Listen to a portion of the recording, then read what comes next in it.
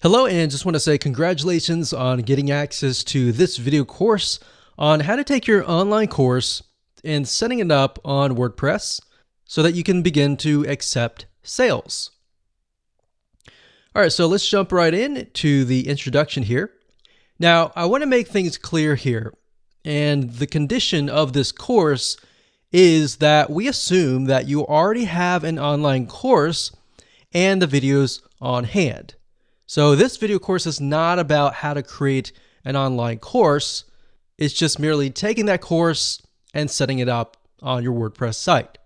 So now that we've gotten that clarification out of the way, what I want to do now is give you a quick overview of what's inside this video course. This is video number 1. Video number 2, we're going to talk about the big problem.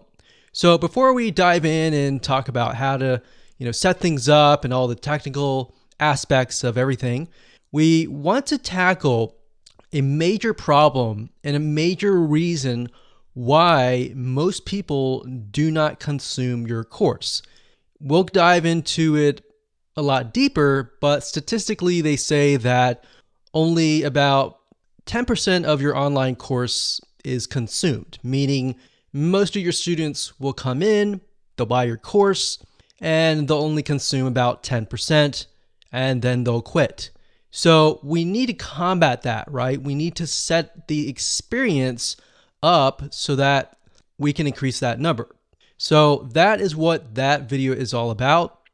And as you can imagine, that is crucial to tackle before we talk about the technical aspect of setting things up, because actually setting things up is actually very easy. Video number 3, we're going to talk about the experience. So once we understand the problem, we need to understand how to make a better experience for your students so that they consume the online course from start to finish. And then we'll talk about the technical aspect in video number 4, such as the WordPress LMS plugin. And LMS stands for Learning Management System.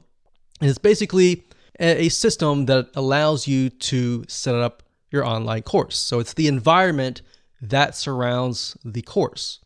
So once I've given you a broad overview of different plugins that are out there and available to you, video number 5 will talk about recommended WordPress LMS plugin that we highly recommend.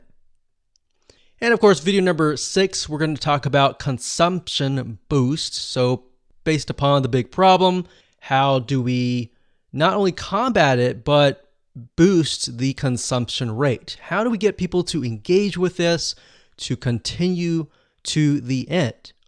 And of course, video number 7, we'll talk about engagement. How do we get people to engage with your online course? And last but not least, we got video number 8, which is prestige and fun. And all that means is trying to make people feel good about themselves as they complete your course. And we'll talk more about that and why that's important and all of that. So let's talk about getting started. What do you need? So you obviously need to have your course. You need to have the videos in hand. So the video files, the MP4 files, whatever video files that you have, you need to have them in hand. Now, if you don't have this already, that's fine.